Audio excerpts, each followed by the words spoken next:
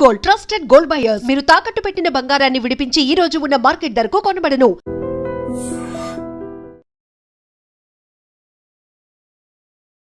నమస్తే అమ్మా. నమస్తే తల్లి. సిరీస్ ఆఫ్ చిలిపి కృష్ణుడు అల్లరి కృష్ణుడులో గోపికలకి కృష్ణుడికి ఉన్న రిలేషన్షిప్ గురించి అసలు ఎంత చెప్పినా విన్నా తక్కువే అనిపిస్తుంది అమ్మా. వాళ్ళ బంధం అనుబంధం చాలా బాగుంటుంది. సో అలాంటిది ఒక మజిలీ గుర్తు చేస్తారా? బ్రజగోపికానాం అని చెప్పి భక్తి అంటే పరమ ప్రేమ రూప యథా బ్రజగోపికానాం అని చెప్పి మనకి చెప్తారు. భక్తి అంటే బ్రజగోపికలకు ఉన్నదే భక్తి. వాళ్ళకి జీవితం అంతా కృష్ణుడే, ఇంకోటి ఏం లేదు. అది ఎంతగా అంటే వీళ్ళు ప్రతిరోజు బృందావనంలో నుండి పాలు తీసుకుని వెళ్ళి పెరుగు తీసుకుని వెళ్ళి మధురా నగరంలో అమ్ముకుని వస్తారు. వీళ్ళ పని అదే కదా. అలా వెళ్ళినప్పుడు వీళ్ళు ఒక్కొక్కసారి కృష్ణుడినే తలుచుకుంటూ ఉంటారట. ఏం అమ్ముతారట అక్కడ అంటే పాలు పెరుగు కాదు వీళ్ళు అమ్మేది. ఏమిటంటే విక్రేతు కామాకిల గోపకన్యా మురారి పాదార్పిత చిత్త వృత్తి దధ్యాధికం మోహవసాదవోచాత్ గోవింద దామోదర మాధవేతి. విక్రేతు పాలు అమ్ముదామని చెప్పి బయలుదేరారు. ఏమని? ఈ గోపకన్య వెళ్ళి వాళ్ళ బుద్ధి అంతా ఎక్కడుంది? నెత్తినేమో పాలున్నాయి, పెరుగుంది, పెద్ద తట్ట పెట్టుకుంటారు. ఆ తట్టలో ఒక కుండలో పాలు, ఒక కుండలో పెరుగు, ఇలా అన్నీ ఉంటాయి. ఒకటేమిటి, చాలానే ఉంటాయి వీటన్నిటిలో ఉండి. అలా నెత్తిన పెట్టుకుని ఏమని అడగాలి? పాలోయమ్మ, పెరుగోయమ్మ, వెన్నోయమ్మ అని అరవాలి.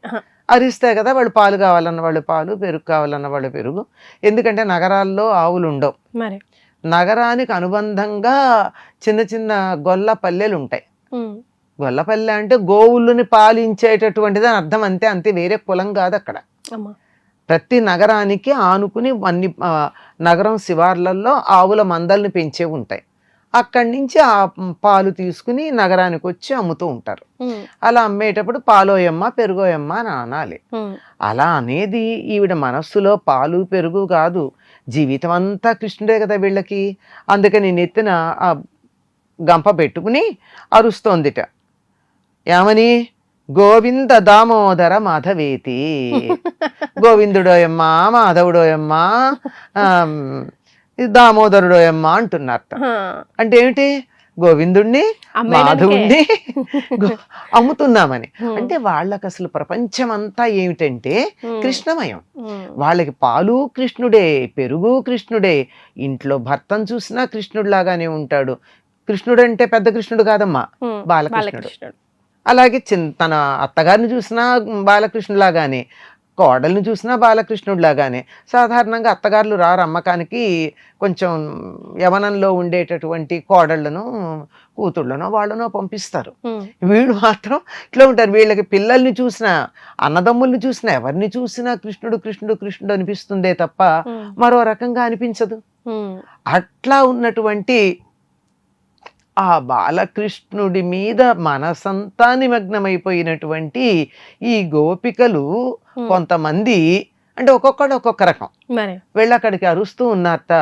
మధురా నగరంలో గోవిందుడమ్మా, గోపాలుడమ్మా, దామోదరుడమ్మా, మాధవుడమ్మా అని. అంటే ఎవరు నమ్ముతున్నారు? వాళ్ళు ఏం అమ్ముతున్నారు? పాలు పెరుగు రూపంలో కృష్ణయ్య నమ్ముదాం అనుకుంటున్నారు. పాలు పెరుగు అని అనబోయి అసలు వాళ్ళు పాలు లేదు, పెరుగు లేదు, ప్రపంచమే కృష్ణుడు కదా. వాళ్ళు అమ్మేది కృష్ణుడే, కొనేది కృష్ణుడే, తినేది కృష్ణుడే.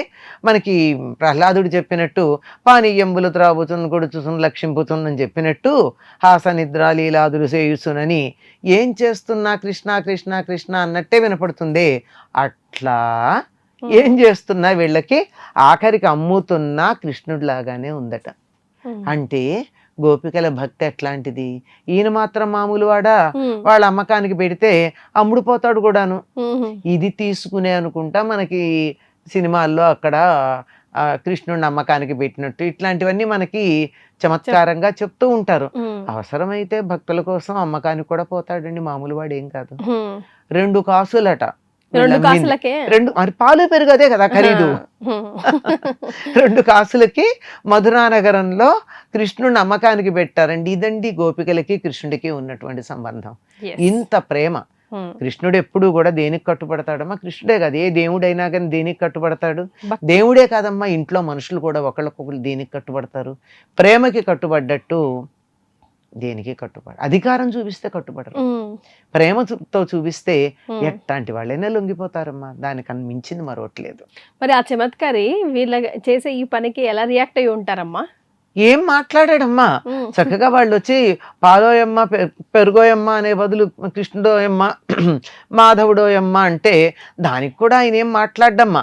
అలాగే వచ్చి వాళ్ళు కొనేవాళ్ళు ఎవరన్నా బయటకు వచ్చినప్పుడు పిలుస్తారు కదా మాకు కావాలని పాలో పెరుగో, వచ్చినప్పుడు ఈయనేం మాట్లాడు. వాళ్ళు అక్కడ దింపిన తర్వాత వాళ్ళు ఎందుకు బయటకు వస్తారు? కృష్ణుడు నమ్ముతోందా? ఈ మాధవుడెవరు, ఈ గోవిందుడెవరు, ఈ దామోదరుడెవరు, వీళ్ళని ఎవరిని అమ్ముతున్నారేమో అనా, లేదా వాళ్ళని పిలుస్తున్నదా? అది తెలియదుగా. ఇప్పుడు అవతల దూరంగా ఉంటే మనిషిని పిలుస్తున్నారేమో, అందుకని బయటకు వచ్చి చూశాక వీళ్ళకి అలవాటు పడ్డ వ్యక్తులే కదా, పాలో పెరుగో తెచ్చారు, వాళ్ళు తీసుకుంటారు, కావాల్సినవి తీసుకుంటారు, పంపిస్తారు. అంటే ఈ రకంగా వాళ్ళ మనస్సులలో ఎంతగా ఈయన వ్యాపించిపోయి ఉన్నాడు అన్నదానికి మనకి ఇది ఉదాహరణగా కనపడుతూ ఉంటుంది. గోపికలకి కృష్ణుడికి ఉన్నటువంటి బంధం మామూలుది కాదమ్మా.